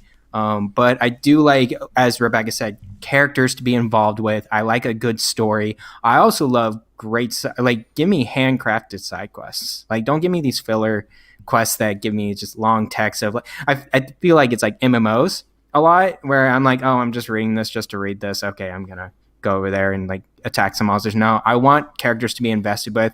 That's why I'm actually really excited for Xenoblade Chronicles later this month, because it sounds like a game I would be really into. Because I mean, it's not turn-based, it's more action and it's more MMO-like kind of combat, but there are characters that you're gonna be invested with, a story that you're gonna be involved with, some RPG mechanics in there. I think it's just a mix of all the things together. I think I'm gonna enjoy myself a lot. So that's kind of a Garrett game for you in a nutshell. Can you handle like Brit dialogue? What do you mean Brit dialogue? Like British? Oh, British. Yeah, Sure. Like some of that Euro stuff, because you're gonna get a lot of that. I'm totally fine. Somebody tweeted that at me the other day, and I was like, "Oh yeah, I forgot like how much you're going to hear the Monado." Monado. Like, you hear that a lot. It's the crazy thing. I will listen to the soundtrack. I know it's a great soundtrack and great sound effects, but other than that, I can mute games. I really can, and just be fine with it, and just reading the dialogue. I don't want to read. Like if a game really? Just starts presenting me text with no voiceover at all, I'm like, okay, I'm done. Mm-hmm. Oh, really? Sort of. Okay. Voiceover, but I always put subtitles on. I always put subtitles on. Make sure I read it. I don't know. I guess I like to listen to podcasts a lot too while I play my games. I gotcha. If I'm grinding, that's perfect for me, right? I would just mute and watch a YouTube video or listen to a podcast while I go through. I won't stop playing, but there's definitely like I was even in Blades, which Blades has some voiceover. Like most everybody has at least a sentence or two. But if there's like 4 or 5 sentences, it kind of just stops and you start clicking. I'll give you like 1 or 2, but if after that, if I'm just start clicking through it, I'm like, yep, well, you didn't care enough to tell me about it, so I'm not going to care enough to read it. Right? Oh. I'll just start clicking through. So that's a lot in JRPGs, though, man. It's like they read like 3 general words, and then there's like a paragraph in the freaking dialogue. So. As I think those have never been like my top things. I never would consider myself an RPG fan. I thought I did. Like back when I was in middle school, I thought I played a lot of them just because of like Fire Emblem, Pokemon. But as it turns out, I just kind of like the very few that I like. You know, I don't even know if I played a lot of Xenoblade. I mean, I guess I would call myself a Xenoblade fan. I played X and played 2, and I've beat 1. Wow, so I mean, I guess I would call myself a fan, but I don't think Xenoblade fans would call me a fan. They'd be like, you didn't beat it, you didn't get all the side quests. I'm like, yeah, I'm not doing any of that. I didn't beat 2 either. I just gave up on 2. Like I even went back, and I was like, it's just too long. I don't know what's my deal with 2, but like I hit a stump a lot because there's just overpowered characters around me, and I keep dying, and I'm like, this really don't like fun. the navigation in 2. I don't like the map. I think it's one of the worst like map navigation systems I've seen in a game. Now, if I convince myself to go through 1, and if I really, really enjoy it, then I'll get to another shot. I think the fact that 1, I mean, I know we're going to talk about a lot at the end of the month, but guys, 1 looks really, really good. Like this remaster. It does. It looks so much better than Xenoblade 2 ever wanted to look. I remember when we watched the Switch unveiling announcement and they showed Xenoblade 2 for the first time. I even postulated, I was like, it must have been like in development for 3DS or something. It's like it's like an up-res 3DS game. It doesn't look great. It never has. Yeah. It's never been beautiful. Right? Whereas Xenoblade Remastered looks amazing. And it was like a whole different game. I was like, this game looks incredible. I can't believe that comparison. It was just and I felt that way on Wii U with Xenoblade X. Like, okay, beautiful open world, lots of cool stuff. But when you get like your Gundam and you start flying around in your mech and stuff, you know, and that I think a part of me was Xenoblade, like at least that first one when I got into it. The first one, a lot of it was the world. And to steal off of your guys' question, I think a lot of people would say like a Donnie game. It's like a game with like open world. I typically like sandbox, like freedom to move around. I like you know, big worlds, and I think that was the thing that got me with Xenoblade, and I loved it with X. And X, you know, the navigation system was super easy. You had a little map on your gamepad. It worked like any other modern game. I don't know what the hell happened in Xenoblade 2. I don't know what it is. I still don't think I even understand it. I don't understand what they're trying to do with the map. Like I don't. There's a lot. It is get what's happening right now. So. Anyway, we've put Kara in her grave now. She's made this far. She's gonna like. We're gonna enjoy 1. It'll be okay. She'll come back on the show just to cuss me out and leave. But I am. Romaine in the chat says, "Are you the Monado boy?" And you're gonna need a lot of that. I forgot that. And I watched. They were like, Monado. I watched the YouTube video where they're like, get to know the characters, and I was like, oh yeah, I click on this, and they started talking. And I was like, oh no, I forgot. Because God, it just it gets old real fast. There's a lot of that. I know absolutely nothing about Xenoblade. I have no intention at all of picking up this game, so I'm gonna be so lost for the next few weeks. Hey, just keep playing Animal Crossing. Get you show us your wedding pictures and stuff. There you go. I guess we're gonna have to convince you somehow. That's one that there's negative interest for me. Really? But you know what? That? Get your Super Nintendo Classic and just do that instead. Okay. There you go. There you go. That's. Hey, I'm not gonna lie to you. That's better. Like if you were like Donnie, you play Xenoblade or SNES Classic, probably choosing Super Nintendo. Yeah. I would be there. Yeah. And then put all the ROMs in there. All the ROMs. I have an NCAA football ROM, custom made. I don't need the SNES, like the mini, to do that. I have a PC to do that on. But it's not the same. It's not as good. You'll have the box, but there's seriously though, like when you add ROMs, it'll add the game and the cover art there. And it's got wrappers and it's got effects, and you play on the original controller, and it's not. Is it HDMI? Can I stream it? Okay. Yeah, maybe. It's HDMI. Yeah. Yep. Maybe. We'll say maybe to that. Maybe. Okay. You know, I'm gonna start going taking pictures of my Super Nintendo and start like. All we got to do is start tempting her, Garrett. If we just start taking pictures of us playing it. They're not on shelves anymore. Oh, you can find them. Really? I think so. I haven't looked for one, but I have to imagine you can find them. I don't know now anymore, but Ooh, it good wasn't as question. much of a supply issue. I'm not going on eBay for that. Let me go check. I don't think it'll sell for much anymore because it Really? was not a supply issue. They were trading in at at the like end. GameStop for like $25 or something, right? Yeah, it wasn't that bad for the SNES Ooh, Classic. hang on a second. Oh crap! Yeah, Am I wrong? it's expensive. Am I Cool. wrong?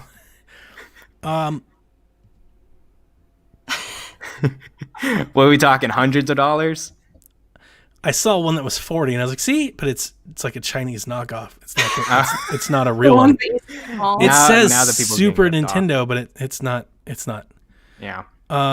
We We could dig into it later. It's like 100. It's like 120, 150. Yeah, no, I'm not doing that. I mean, that's like $30 more than the like asking price, right? No, Yeah, whatever. no, I can play them all for free. Actually, you can get probably a Raspberry Pi and then get an actual custom-made plastic box for you. And I still don't think it's the same. This is do it not yourself worth. project. I have a Super Nintendo. I'll Like, send you mine, and you can play it and stream it. And then when you're done with it, just send it back. I haven't turned mine on in like a year. gosh, It sits in the drawer right where it always has. I'll see. Okay. That's going to do it for us this week on the Nintendo Shack. Thank you, listeners, for checking out the show, the live show. I normally don't do this, but we had somebody tweet this week, and they were like, "I never heard about you guys." If you'd like to help other people find our show and make us more visible, maybe go leave us a review on the iTunes. Like that's a big part of populating like search results and stuff like that. And I know many of you have, and I thank you for those of you that have. But the person was like, "I just found you guys, and I've been listening for the last 2 weeks, and I really like the show." So I just throw out a reminder there. If you ever get a chance, and you're on your phone, you're not doing anything, you don't have to write anything. Just click the stars and say hey or something, anything like that. But that'll help people find us better. So a little applause for the cause, and we'll catch you next week, Scooplings. Bye-bye.